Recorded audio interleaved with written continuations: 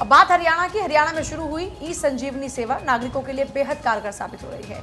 हरियाणा में ई संजीवनी ओपीडी की सेवाएं 2021 से 24 घंटे उपलब्ध हैं। ई संजीवनी ओपीडी के जरिए 1 लाख से ज्यादा परामर्श दिए गए। सीएम मनोहर लाल ने कहा कि ई संजीवनी इस बात का प्रमाण है कि भारत में डिजिटल स्वास्थ्य का युग आ चुका है।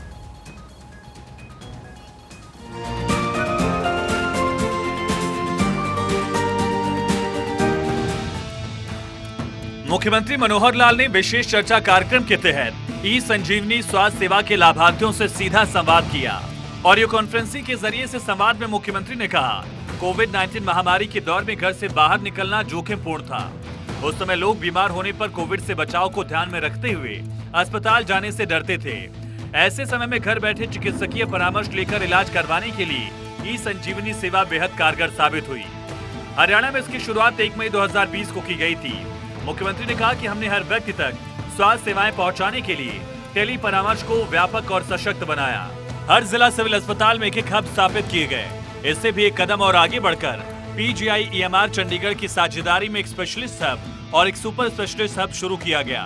इनके जरिए स्पेशलिस्ट और सुपर स्पेशलिस्ट डॉक्टर से सभी प्राथमिक स्वास्थ्य केंद्रों और उप स्वास्थ्य केंद्रों का सीधा संपर्क हुआ। इस टेली परामर्श सेवा को हरियाणा के सभी जिलों से जोड़ा गया। इसके जरिए अब तक करीब 2,50,000 टेली परामर्श हो चुके हैं। इनमें से 50% परामर्श पीजीआई-एमईआर चंडीगढ़ के विशेषज्ञ हब के डॉक्टर से मिले हैं। हम लोगों ने अपने स्पेशलिस्ट को जो बैठाया है, उन स्पेशलिस्ट की अच्छी जो दवाई हमको मिलती है, इसका लाभ सब लोगों को होता है। अभी जब ये ई संजीवनी प्रारंभ हुई थी तो उस समय 13 कॉल प्रतिदिन मात्र आती थी और अब धीरे धीरे बढ़कर के सभी 30 डॉक्टर्स के पास 500 कॉल्स के लगभग ये आनी शुरू हो गई हैं।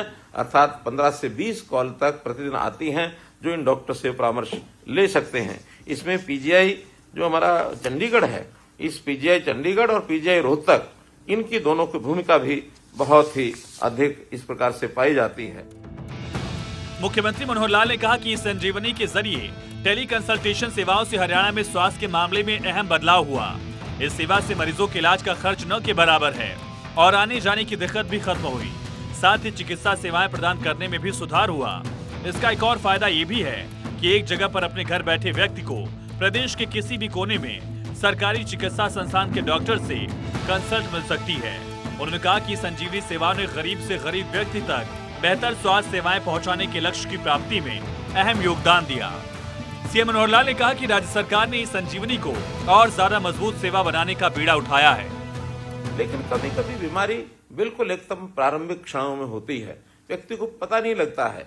इस बात को भी ध्यान करते हुए हमने तय किया कि गरीब व्यक्तियों का 2 साल में एक बार शारीरिक परीक्षण, यानी उसका जो टेस्ट है, मेडिकल टेस्ट, ये अनिवार्य रूप से किया जाए।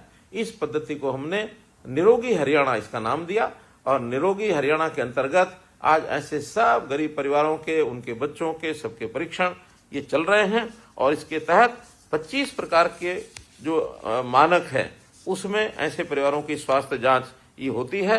अभी तक 32 लाख से अधिक व्यक्तियों की जांच हो चुकी है।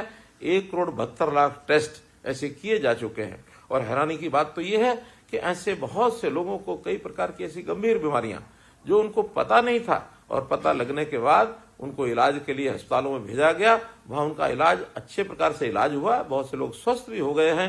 जिनको इलाज की और आवश्यकता होती है उनको रेफर भी किया जाता है अथवा उनको दवाई दे करके उस इलाज के लिए और उसको एक प्रकार से ठीक किया जाता है।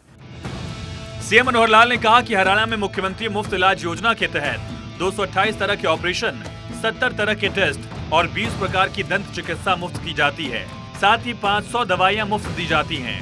हरियाणा देश का पहला राज्य है जहां हेपेटाइटिस सी और बी की दवाइयां मुफ्त उपलब्ध कराई जा रही हैं। 2014 में हरियाणा में 6 मेडिकल कॉलेज थे। एमबीबीएस की सिर्फ 700 सीटें थी।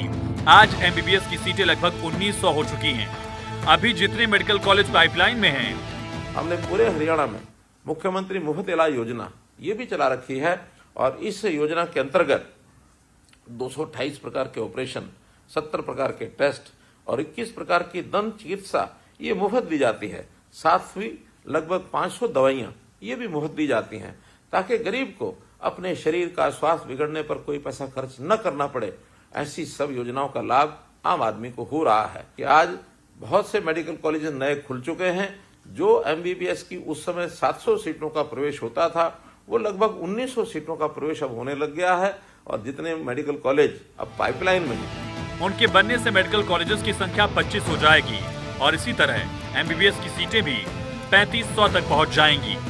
Bureau report, Bharat 24।